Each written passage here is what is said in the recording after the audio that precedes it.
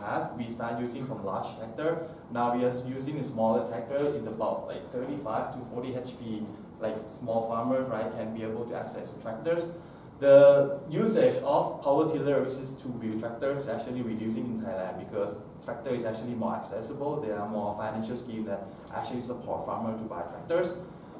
Vietnam is actually the country behind, but you see the gaps between Vietnam and Thailand is a little bit still a little bit far because Thailand has been developed by top players like John Deere, Kubota, CNH, New Holland for a while. But then Vietnam is still a little bit far behind. Cambodia 5 years ago is not as fast as this, but then there are a lot of players who's actually moving toward Cambodia and then drive the overall demand of tractor in Cambodia to be very close now. Myanmar, it's actually very fast developing country. 5 years ago, they are very far behind. But then, as I mentioned, that government initiative on subsidizing tractors, getting tractor into the rural provinces, actually helped Myanmar growing very fast in terms of tractor using. Again, Laos, it's at the bottom of the table because, as I mentioned, that the financial situation of farmers in Laos, the educated level of farmers in Laos is actually hindering the demand of Laos market in terms of tractors.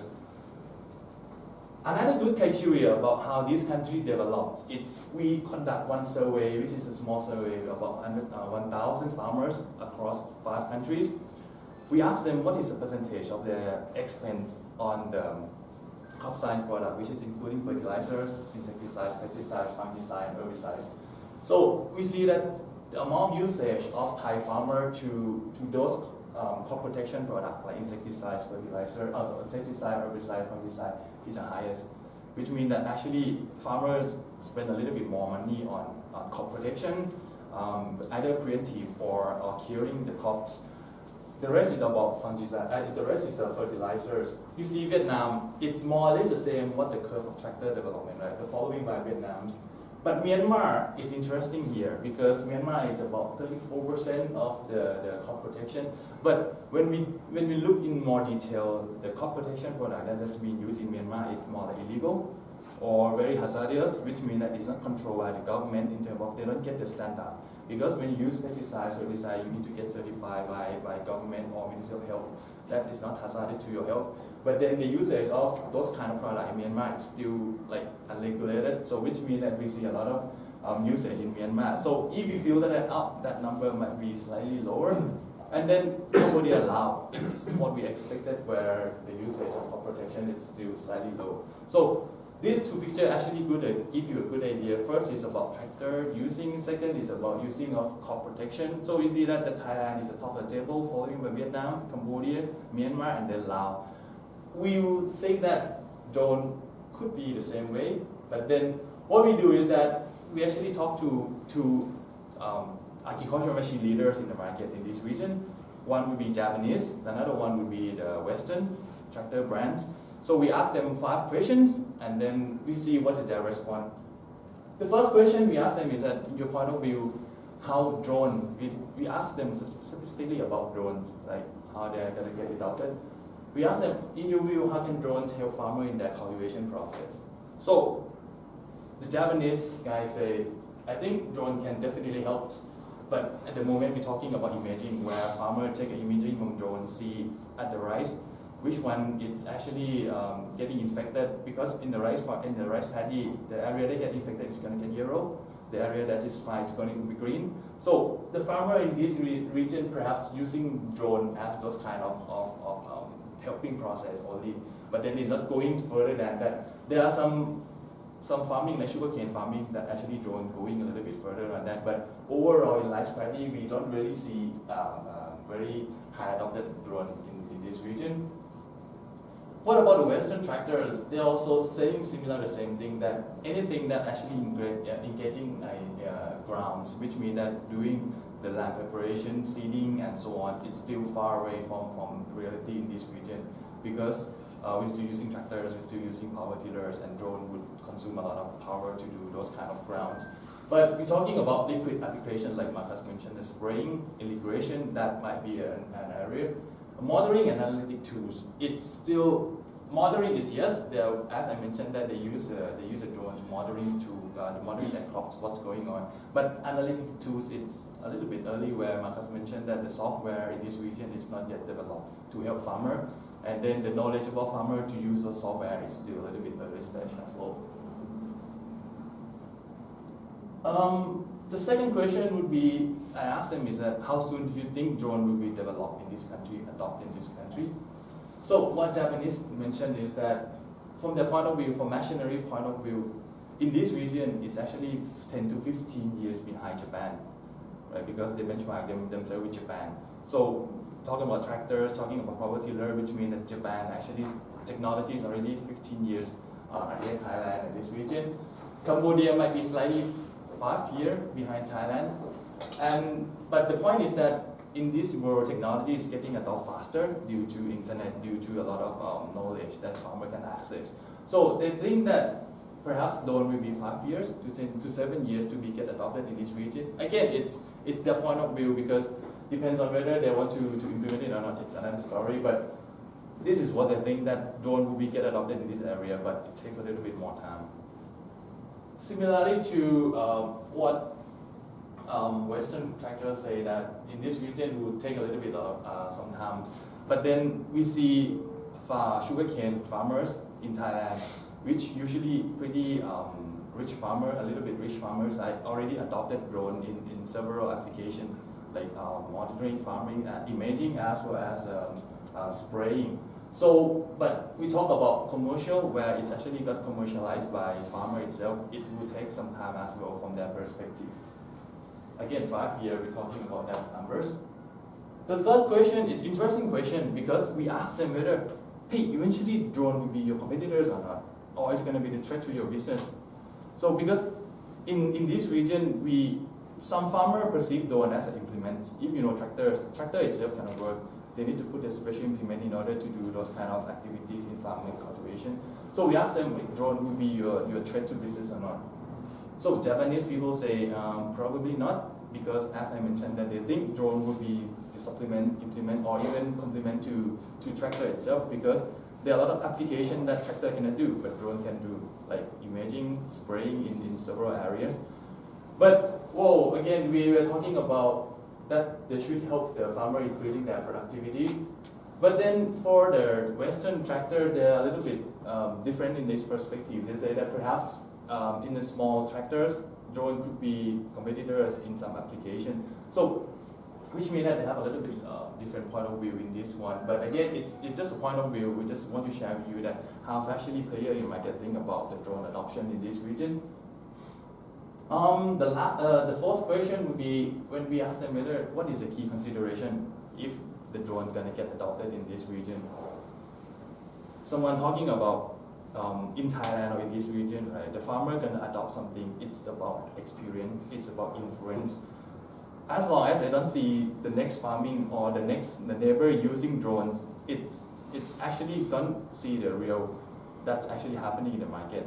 So this is one thing that they think about whether it's getting adopted or not in this region is about people using it or not. Because if the influencer in the market start using drones, or some farms actually using drone and they get very well productive, or they sell the crop at very high price, then it gets more and more interesting from farmers. And another point is that it's about farmers to perceive drone as a machinery. So in Thailand, in this region, the farmer is actually very close to the dealers, like tractor dealers, and then the fertilizer distributors. So if the education of the farmer toward those kind of dealers or distributor is doing well, then drone can get more adopt faster in this region. So similarly to what has been told by the Western tractor, that it's about how people can adopt and then understand about how drone can help them in terms of maintenance, service, and support as well, because drone is complicated technology. If farmer buy, then they need somewhere to support them. It just get broken. And again, using drone, it's not easy. In Thailand, you need to get the certified for the drone pilot. So it's about how they actually services, how they actually get reach out to the farmers. And then the last question, we asked them about what is the main barrier do you think that the drone adoption in this region would be? Interesting. In Thailand, we just launched a new law, like everybody knows about. If you find a drone, you need to get certified. And then if you think about farmer who's living far away, how they get certified, it's a little bit hassle. So it's actually what Markus say in US that actually people who fly drone is contractors or suppliers who actually get certified and then service to the farmer itself. So that might be the model that we see in this region in the future, perhaps. We also talk about cost. We mentioned about cost because if you spray the fertilizer in Thailand, right? If you use a human people spray the fertilizer, it's cost you about 50 baht per ride. I think everybody know what's one ride in figures, right? It's 50 baht. But the drone service provider that doing now, as far as we know, it's about 150, 200 baht per ride, which is about 3 to 4 times higher. So until you prove that actually that cost worth invest in farmer perspective, it will take some time for people to get the drone adopted, and then it's about service and support, how they actually farmer value the commercial of drones. So that will be all from our side. I think we give you a good picture about how drone technology going to disrupt the market, and then what about how drone actually will be implemented in this Indochina region. So I hope you get a better picture around here, and we open for the questions. If you have any questions.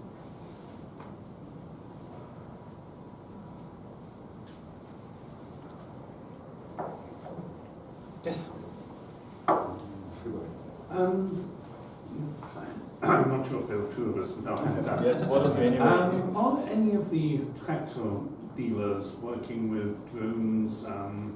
Because I can imagine a situation where imaging and mapping applications from drones could be fed back to the tractors, and fertilizer could be saved if it's applied more intelligently when it's needed, rather than just all over the place. Yep.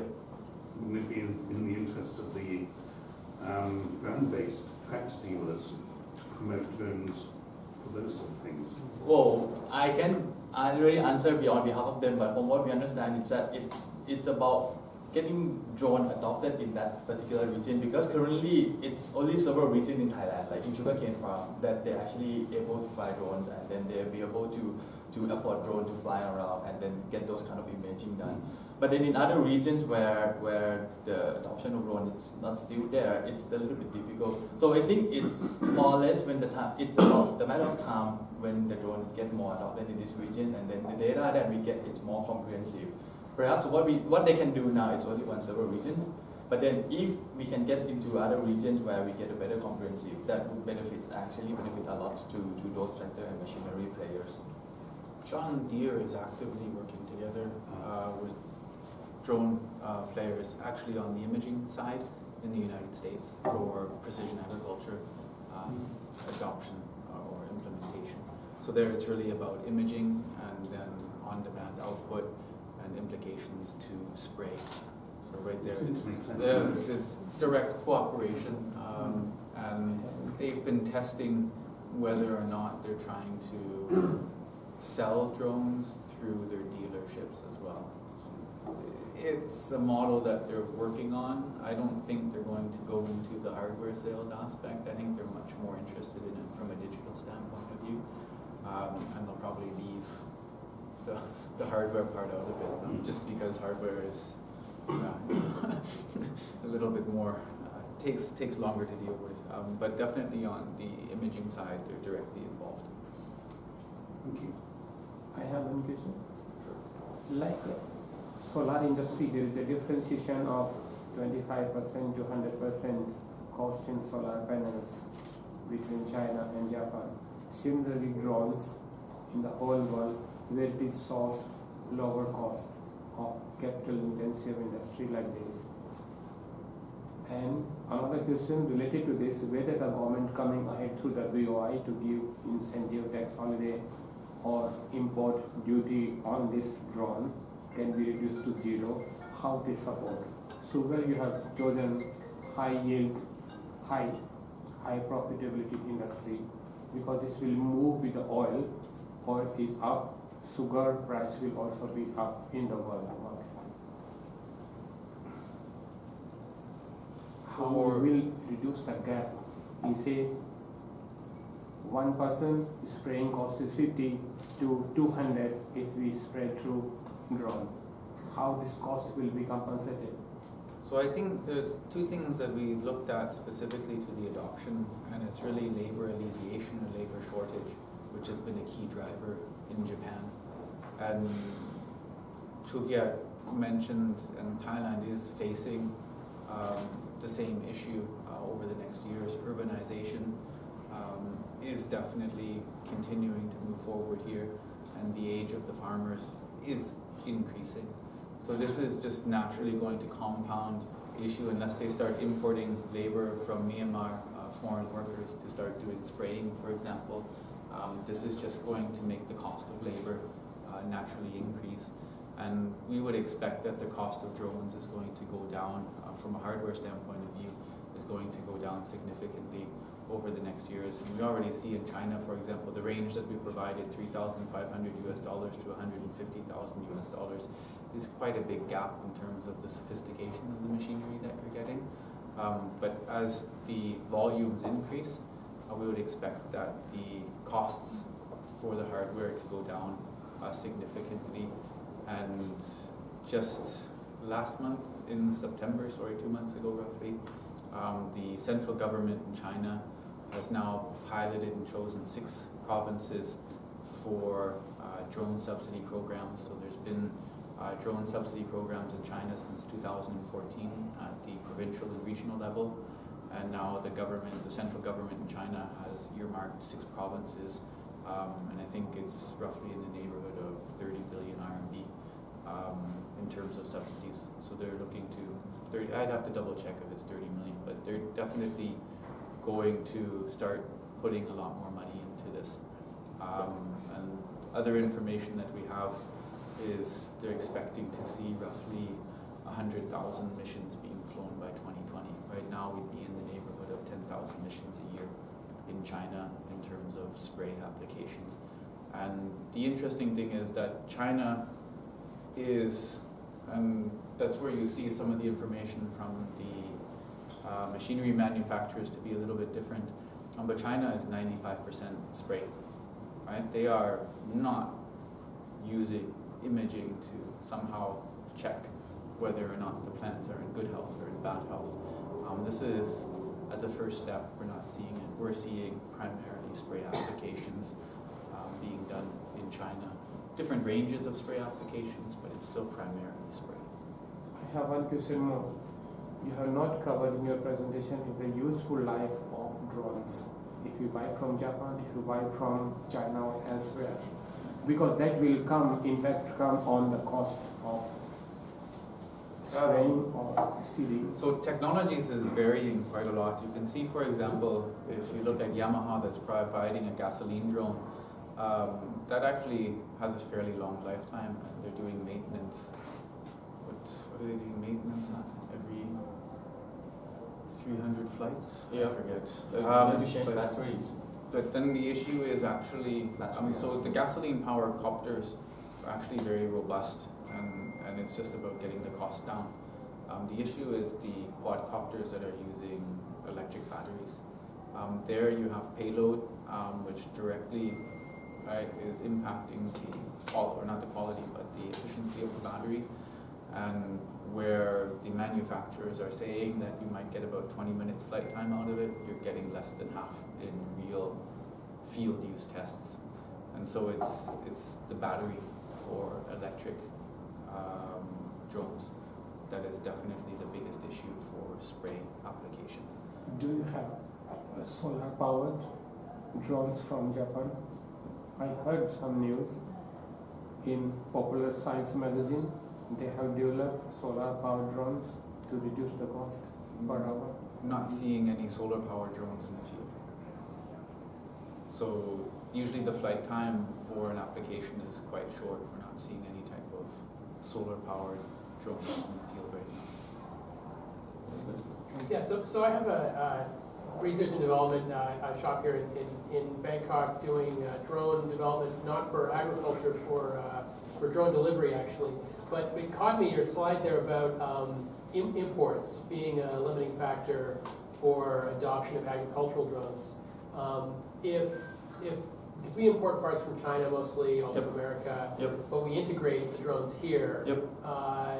Does that, I guess that probably would still make it possible to have the Well, drones adopted here in Thailand, right? I think it's about the government regulation and how they Yeah. actually, because you know that the regulation here, and then previously drone fly around, it's for the imaging, and then sometimes they're actually flying to area that they're supposed to fly in, like in the airport area or in some area. So I think they are starting to get things legalized in the structures, and then I think the next step that they're trying to do is that they try to get the import regulation done in order to get the drone into the market, because like myself or my friends who are actually getting the drone, they actually import it from China or order it online or buy it from Singapore airport and then carry it in, and then there's no service support here. Yeah, because Sure, yeah. because it's and then when it gets broken, it's very difficult to get maintenance. So that would be in an area, but I think what government trying to do is they're trying to make sure that the regulation is actually covered all the point, because drones actually come out with a lot of risk, as well as Markus mentioned that there will be the hacking risk about the flying regulation and so on. That I think they're trying to get everything in place, and then things could get more ease in the future, in the next future. What's big issue for the agriculture drones is the payload capabilities. So right now you see standard is roughly 10-liter tanks that are available and being used quite frequently. Yamaha is introducing 32-liter standard tanks for applications in Japan. Exhibitions that we've visited in China, so drones company looking to develop up to 80-liter tanks. So you can imagine, in terms of payload capabilities, these are becoming very powerful tools. And there's been export limitations, especially when it comes to like large drones with high payload capabilities, just because you can do a lot of damage with something that can carry 40 to 80 kilograms, right? And when you think about what else it can be used for, there's just, right, when you think about spray applications, you can put other things in there that could be sprayed. And so I think there's a lot of inherent security risks around these drones. Not because people are going to do it and we're inherently bad, but it's because it could be done. And for example, DJI has shut down all exports that it's aware of to the Middle East now, for example, because it's been shown that their drones are being used for other purposes than what they're intended for. So it's just the lack of control right now that is also making governments a little bit more risk averse until they started sorting some other things out. But in terms of size, couldn't that be handled just with software? I mean, if the drone is completely autonomous, it can fly over the fields and spray them during the course of the entire day. That's not, it's not going to matter how big the drone is in terms of capacity. I mean, obviously it has to have a certain amount, but it doesn't have to be 80 liters. You're shaking your head. You disagree? I disagree because an autonomous drone can be hacked. Just like an autonomous car can be hacked, and it's not. A cell phone can be hacked, but it's not a complicated issue, right? Like it's not. You don't need. I can't do it, but I have never sat down and tried to. But it's been shown time and time again that cars can be hacked. That it's not really much of an issue to hack if you want to be able to.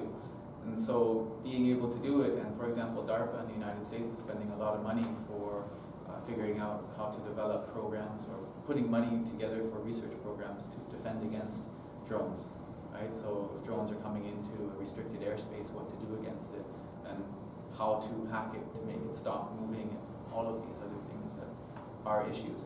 So there's a lot of risks that go into it. So to say, couldn't it just be that simple? It could be just that simple, but I think the governments are quite aware of what the risk could be. And so the preference is to perhaps be a little bit more cautious than just to let it go out and see what happens. Sorry, I was just going to ask Yeah. a quick question. In terms of the trade shows or exhibitions in China, which part of the country would that be? Would that be like Guangzhou? We have been to, there's a annual exhibition in Shenzhen for Shenzhen, electronics and drones, and then there's an annual exhibition in Shanghai for precision agriculture that has a fairly strong drone part to it as well. So we would usually go to those two. And what time of year would they be?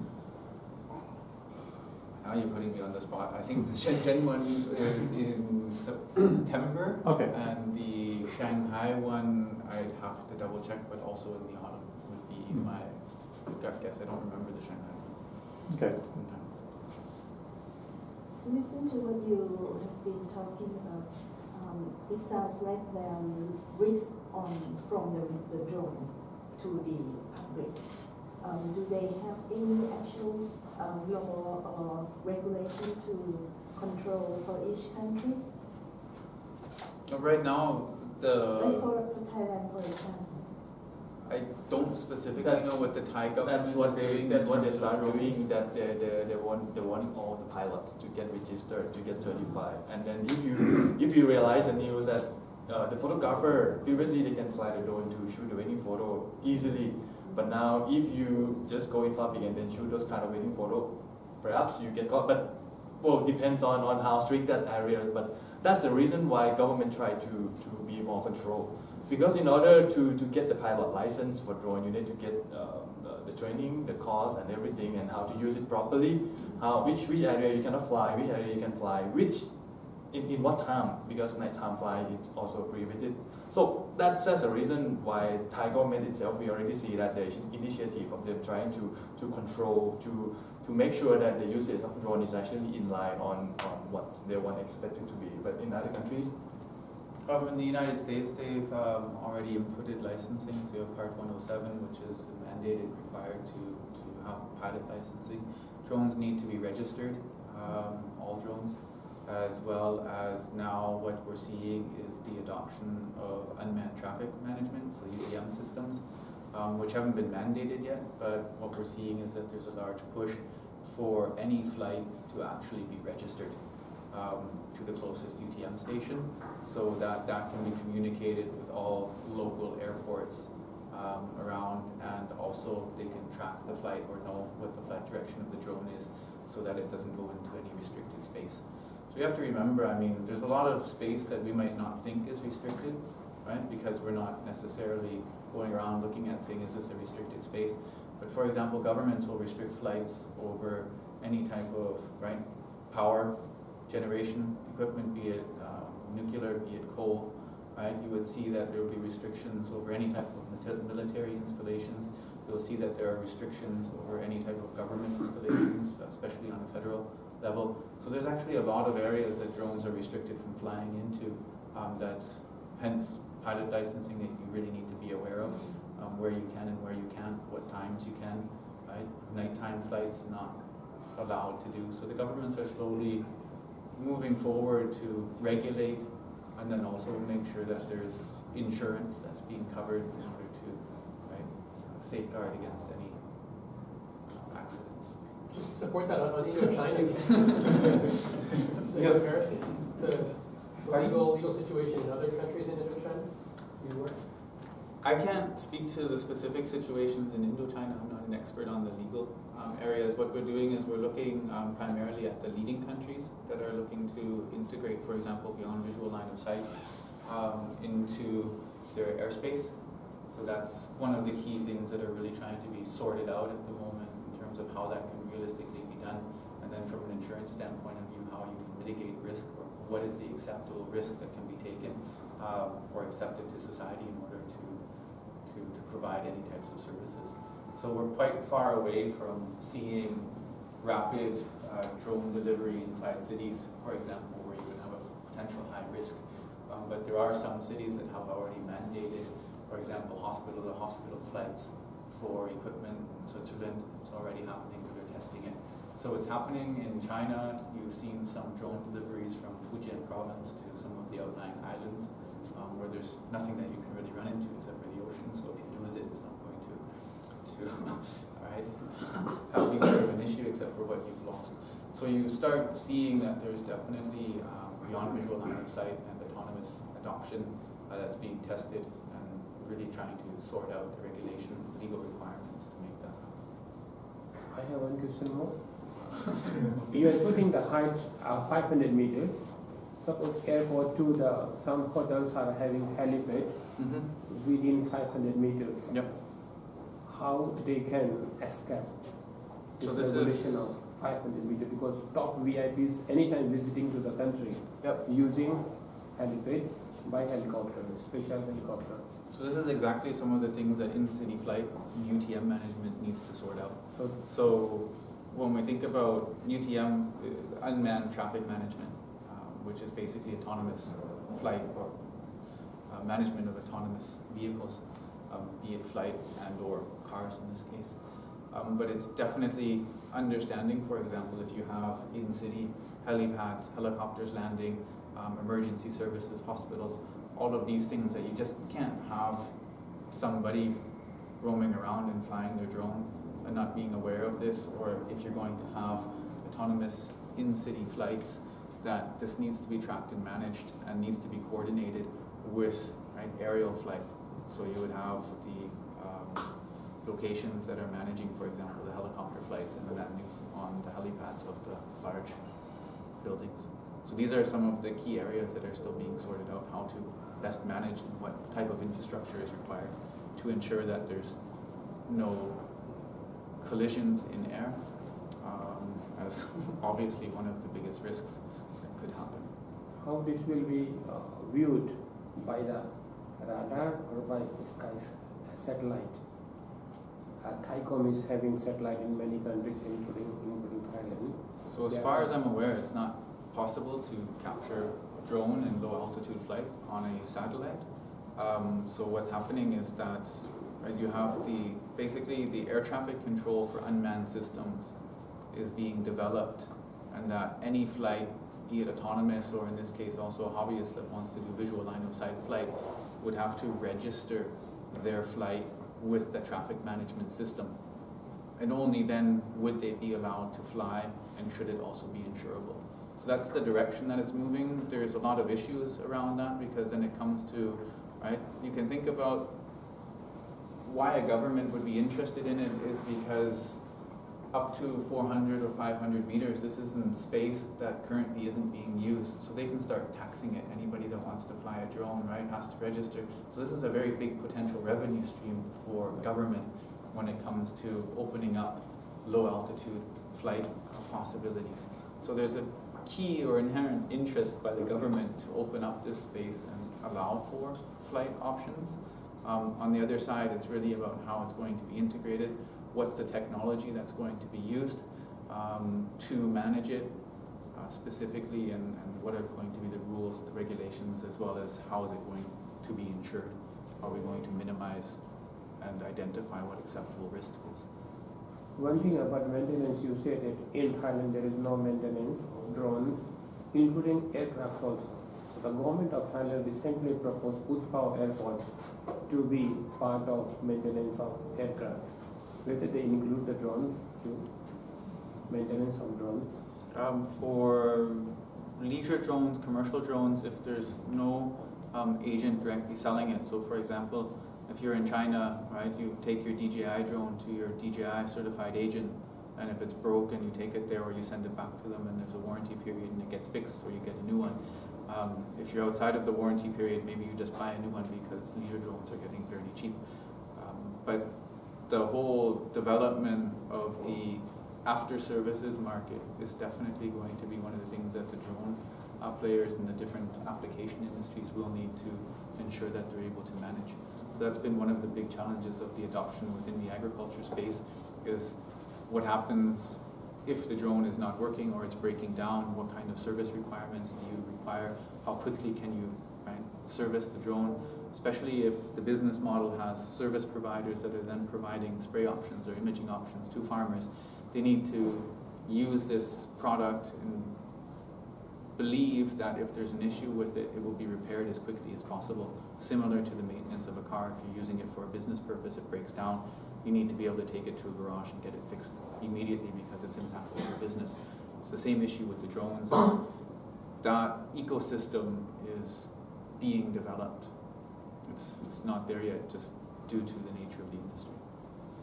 Sorry, you've been trying to ask for such a while. I have one question, but I can provide some information about the regulatory environment. Sure. Because I looked into it quite a bit. Yeah.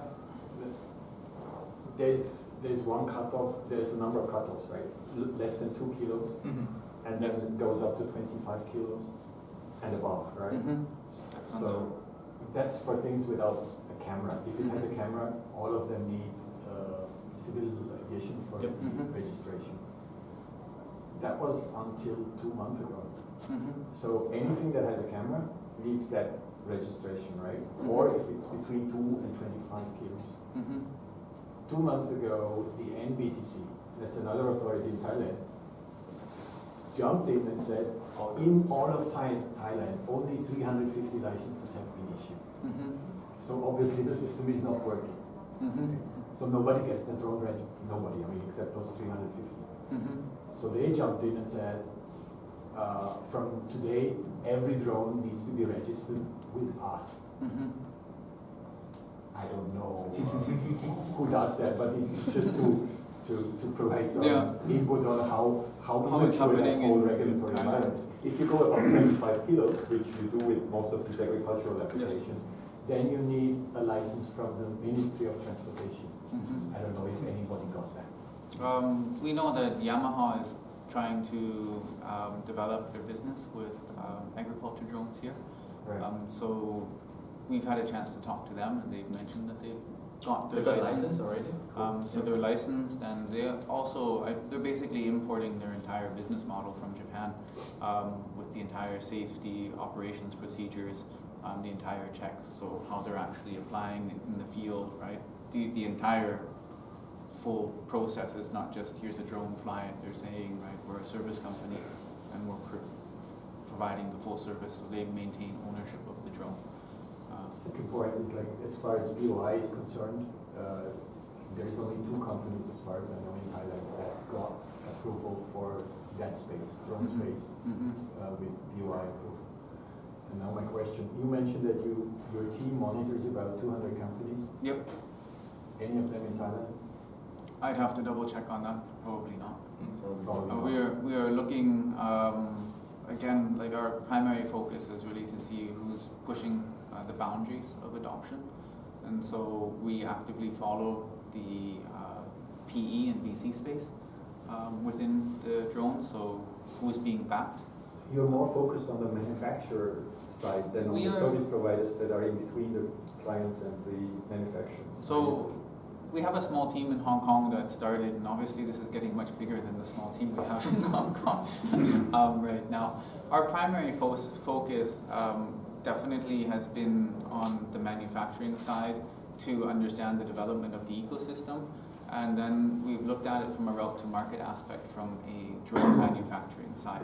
And only when we started looking into the agriculture business did the service provider aspect become much more important. And so what we're seeing, for example, in China, and I keep coming back to China because that's where we have most of our focus, and that's one of the most evolving drone markets, is we'll be looking to see probably upwards of 50, 60, 70,000 service providers in the next 5 years or less. Like, it's evolving very, very quickly, and it's happening on a very on a very rural level, where you have, right, every county or every region having a service provider, similar to what we're seeing within the agriculture space in this case.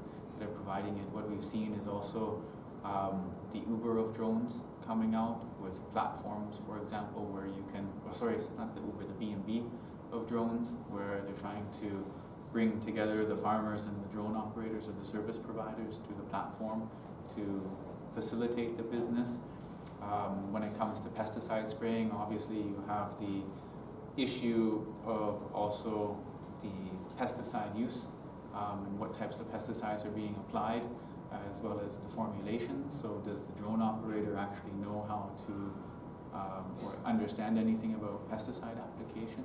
So this entire system, in terms of how it's evolving, is also different based on the industry, but specifically in agriculture, where we've been looking more, when we're seeing the B2B, or say the B&B of drones emerging with add value services, then we see the drone manufacturer to supplier to farmer, model, which seems to be the most common.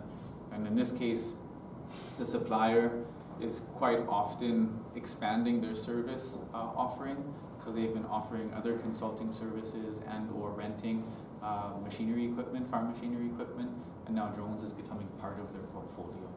So we're seeing an extension of their portfolio to include drones, much less than a startup that's just all of a sudden offering drones.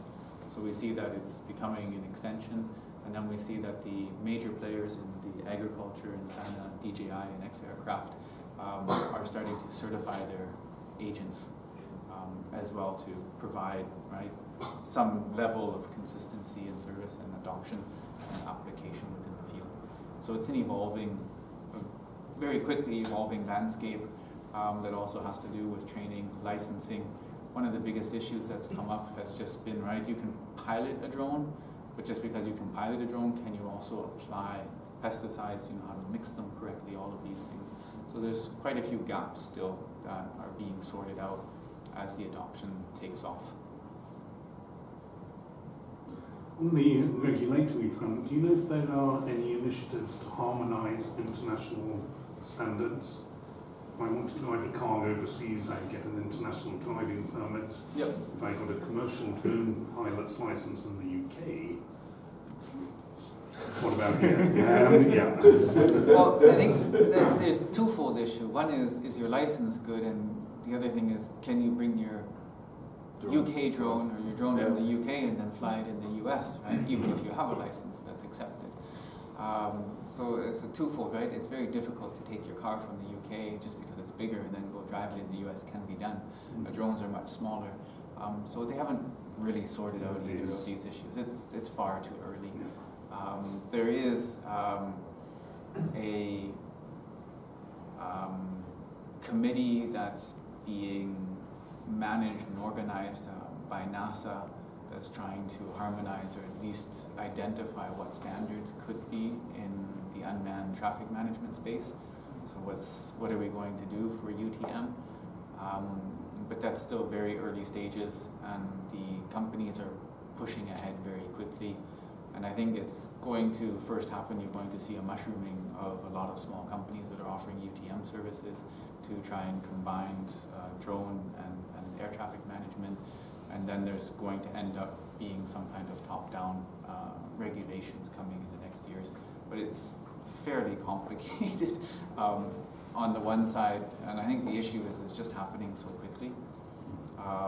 That the technology is evolving so fast that as soon as you have one thing sorted out, it's perhaps already obsolete because someone's come up with a new solution for it. And so that's why it's so dynamic. It's happening in so many different countries at the same time, with so many other people jumping in and playing in the same space. Okay. Seems like a good place to stop. Yes. All right. Good morning, ladies and gentlemen. I'm Chris Thatcher. I'm Vice Chairman of the Chamber. The reason I've been sitting at the back was because I thought I wouldn't really have any interest in commercial drones. My presence here was just as a member of the Board of Directors, but I've been fascinated. I think one of the things, if I can make a couple of comments, you said that Thailand was about 10 to 15 years behind.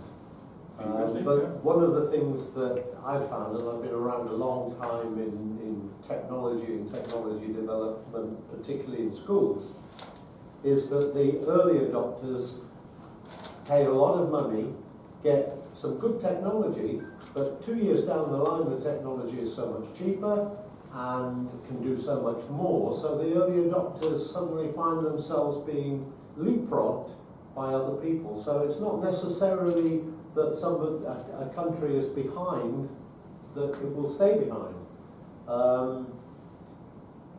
I don't know where this goes, nor do you.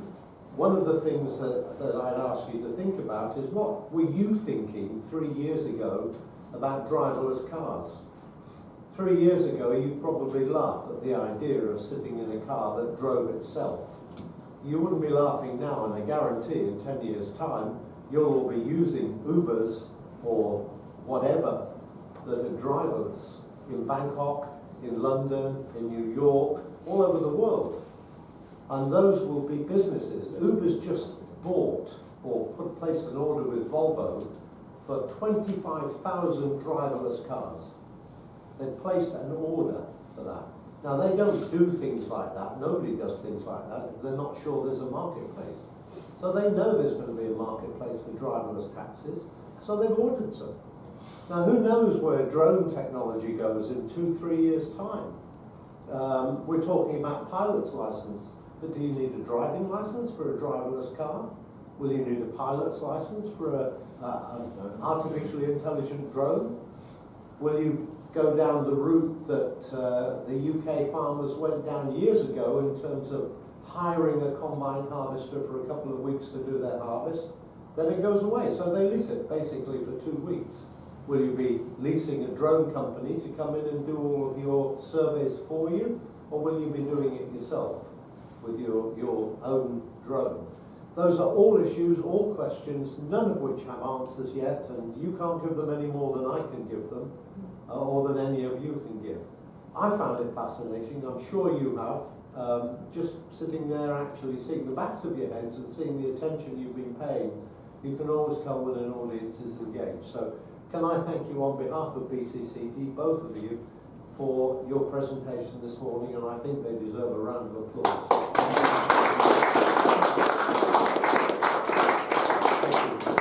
Thank you. Thank you. Thank you. Thanks to you also.